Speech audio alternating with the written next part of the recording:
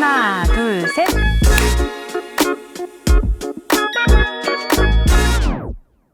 안녕하세요. 저는 서울대학교에서 글 읽기와 글쓰기를 가르치고 있는 남인혜입니다. 제가 서울대에 근무하고 있는데 이 학교에 입학한 학생들은 대체 어떤 책을 얼만큼 어떻게 읽어왔을까 궁금해하시는 분들이 굉장히 많습니다. 공부 잘하는 대학생들은 과연 어릴 때부터 그리고 고등학교를 졸업할 때까지 어떤 독서 생활을 해왔을까요? 저는 상당히 오랜 기간 조사한 결과물을 가지고 국어 잘하는 아이가 이깁니다 라는 책을 한 권 만들었는데요. 이 책은 내 아이가 짝꿍을 이기게 만들어주는 욕망의 책이 아닙니다. 책 잘 읽고 국어 잘하는 아이는 무엇을 이길까요? 미로처럼 꼬불꼬불한 학교 내신, 그 안에서의 방황을 이기고 종잡을 수 없는 입시 제도를 이깁니다. 대학 입학은 결코 국어 공부의 끝맺음은 아닙니다. 우리 아이들은 성인이 되고 사회인이 된 후에도 독서의 힘으로 자기 인생의 혼란을 이길 수 있습니다. 인생의 어려운 순간에 지지 않는 사람, 저는 집에서는 엄마로서, 학교에서는 교수로서 이런 사람들을, 이런 아이들을 만나고 키우길 바랍니다.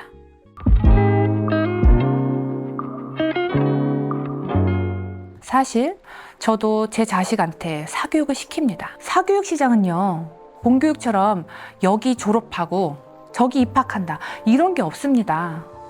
부모가 알아서 조사하고 알아서 선택해야 됩니다. 저는 알아보면 알아볼수록 뭐가 이렇게 많은지 혼란스러워서 힘이 들었고, 이미 늦었다, 큰일 났다, 남들은 벌써 저만큼 해놨다, 불안감과 죄책감을 갖게 되었습니다. 그런데요, 부모가 불안하면 아이는 혼란스럽습니다. 제가 불안을 어렵게 이길 수 있었던 것은 독서에 대한 믿음, 그리고 믿음의 결과물인 서울대 학생들 덕분이었습니다. 집에서는 우리 아이 어떡하지 막 불안하다가도 출근해서 서울대 학생들 가르치다 보면 어떤 확신 같은 것을 얻었거든요. 우리 학교 학생들은 결코 엄마의 사교육 힘만으로 대학에 들어오진 않았습니다. 오히려 자기 혼자만의 시간을 충분히 활용했습니다. 그리고 그 바탕에는 바로 독서가 있었습니다.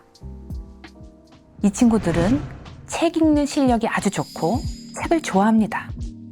책과 친하다는 강력한 장점을 가지고 어떤 과목, 그러니까 사회든 영어든 과학이든 문명이든 자기 대학 전공이든 무엇을 만나든 빨리 자기 것으로 만들 수 있었습니다. 가만히 지켜보면 서울대생들은요, 읽기 능력, 그러니까 고급 어휘도 상당히 잘 알고요, 문맥도 잘 캐치하고, 그리고 보유한 단어 추론력도 상당히 좋습니다. 그래서 제가 물어봤죠. 너는 초등학교 때 책을 많이 읽었니? 제가 이 질문을 3년 이상 계속 했는데 항상 비슷한 수치가 나옵니다. 네, 선생님, 저는 많이 읽었어요 하는 친구들이 전체의 70% 정도 됩니다. 놀랍죠? 여기에는 만화책은 포함하지 않고 대답한 학생들이 꽤 됩니다. 그러니까 우리가 생각하는 바로 그 전형적인 독서를 해온 어린이들이 70%나 되었다는 말입니다. 책 잘 읽는 아이가 공부 잘한다는 풍문이 있었죠? 저는 그거를 수치로 확인할 수 있었습니다. 이 아이들 중학교 가서 얼마나 읽었을까요? 80%의 학생은 조금이든 많이든 계속 읽었습니다. 그럼 이 친구들은 국어학원을 얼마나 다녔을까요? 독서를 지속한 80%의 중학생들이 국어학원을 다녔을까요? 아니요. 내신학원을 다녔다는 친구들은 20%도 되지 않았습니다. 독서를 좋아한, 독서를 많이 한, 그래서 저절로 국어 능력이 좋아졌고 텍스트를 잘 이해하게 된 학생들은 혼자서도 좋은 성적을 얻었던 거죠. 물론 이 친구들이 고등학교에 들어가면 상황이 좀 바뀝니다.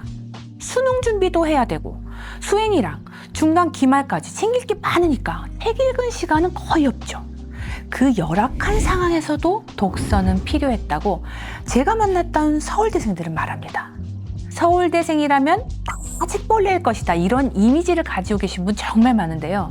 어떤가요? 책벌레가 맞나요? 모두라고 말할 순 없지만 아주 어려서부터 책을 좋아하고 잘 읽은 친구들이 분명히 많다고 정리해 드릴 수 있습니다.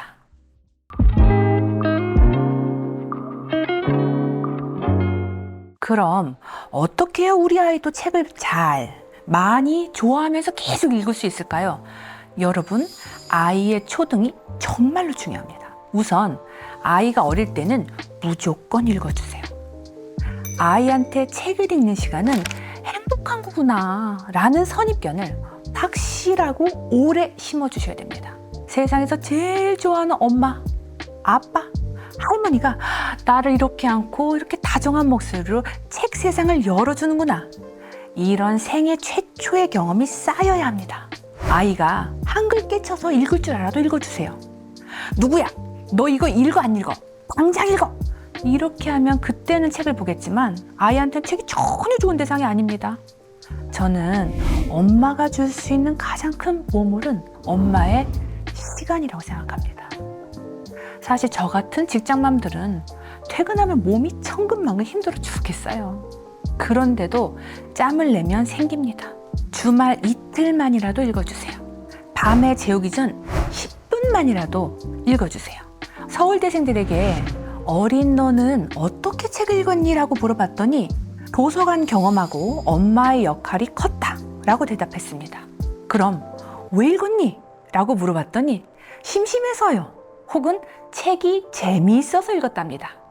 그러니까 책이 재미있을 기회를 아이한테 주셔야 됩니다. 아이가 초등 3학년, 4학년까지는 이 시간을 어떻게든 만들어주세요.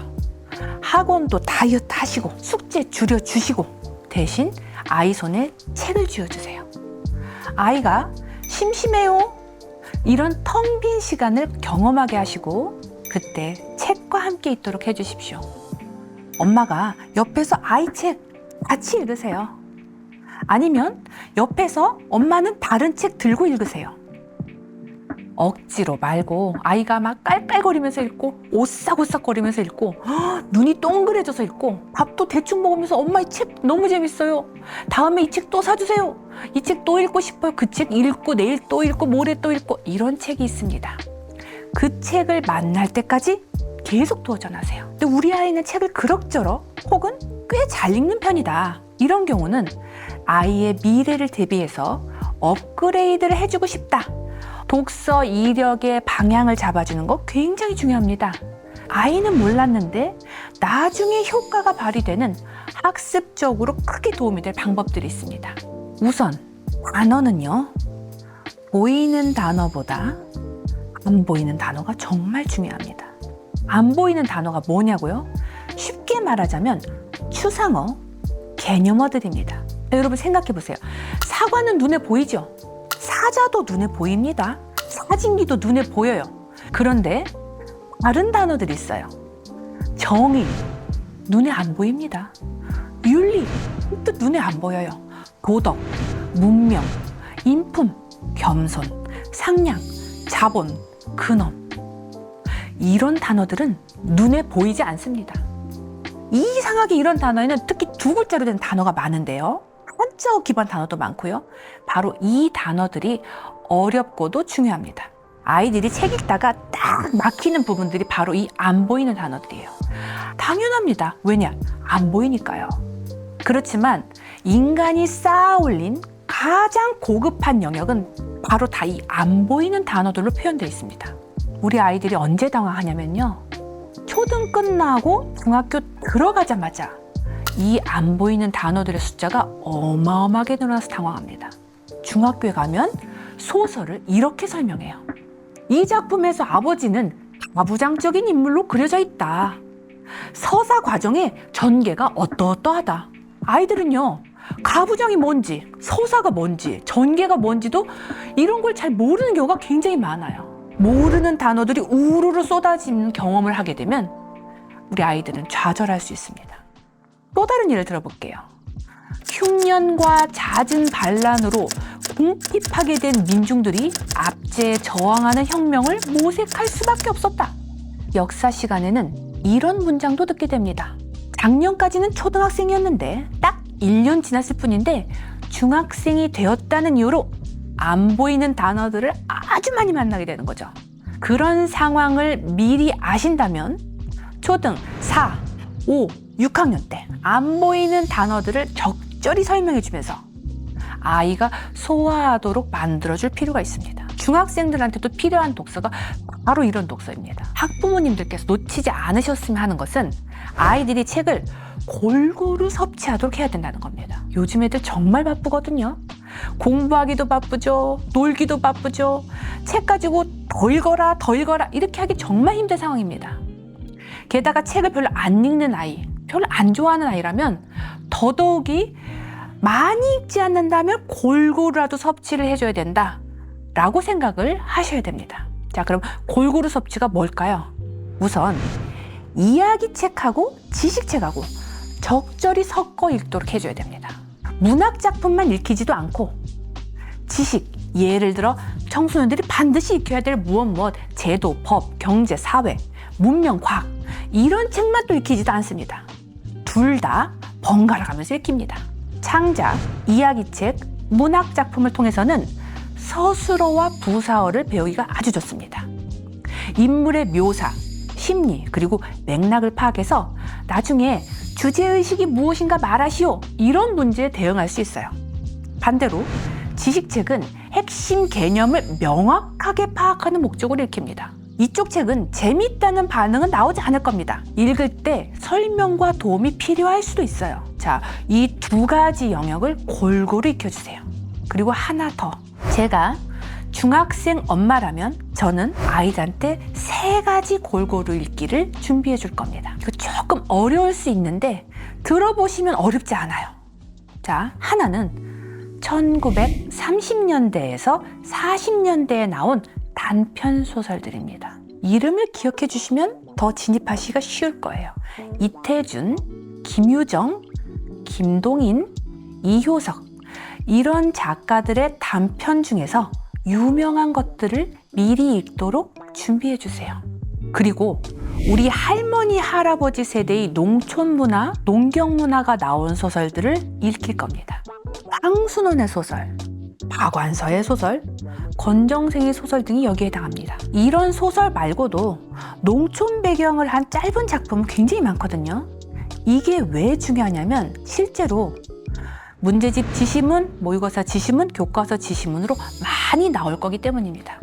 우리 부모 세대한테는 다듬이돌이라든지 삼배라든지 멍석, 원두막 이런 것들이 그냥 이해돼요. 하지만 우리 아이들에게는 쉽지 않습니다.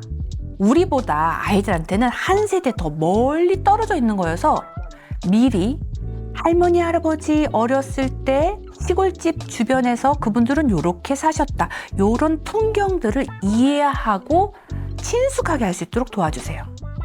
그럼 나중에 교과서하고 텍스트에 진입할 때 아이는 자기도 모르게 큰 힘을 느끼게 될 겁니다. 그리고 마지막 하나는 이거 조금 어렵다고 느끼실 텐데요. 1920년대부터 2000년대까지 중요한 시인들의 시를 함께 읽어나가는 것입니다. 시가 참 어렵습니다만 만약에 성적을 생각하신다면 아이의 골고루 섭취를 생각하신다면 반드시 넘어야 할 산입니다. 일주일에 딱 한 편씩이라도 읽어나간다면 나중에는 큰 재산이 될 겁니다. 그리고 마지막으로 우리 아이는 이미 고등학생이다.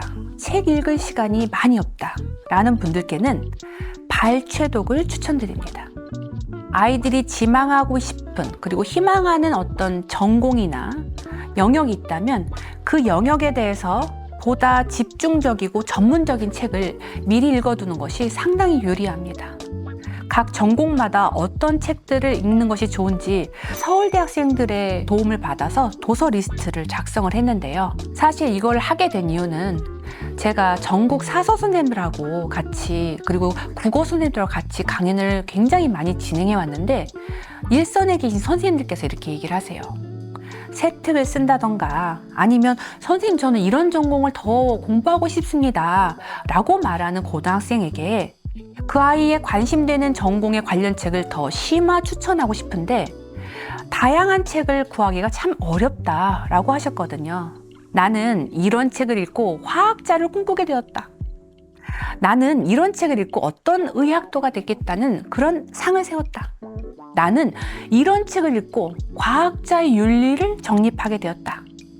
이처럼 서울대생의 추천사를 더하고 제가 최종적으로 셀렉한 각 전공별 추천 도서라는 건데요. 시간이 없는 고등학생들은 관심 가는 책을 골라서 일부 발췌독이라도 한다면 전공 탐색에 도움이 될 거라고 생각합니다. 독서는 사실 모든 과목의 기반입니다. 기반 없이 진도를 나간 아이는 반드시 후퇴하게 되어 있습니다. 세상 귀한 우리 아이 어딜 가든 고생 덜 하면서 학습 잘할 수 있으려면 바로 지금 오늘부터 책을 읽혀야 됩니다. 책 잘 읽는 아이는요, 자기 자신을 잘 읽는 어른, 다른 사람 잘 읽는 어른, 그리고 세상 잘 읽는 사람이 될 수 있습니다.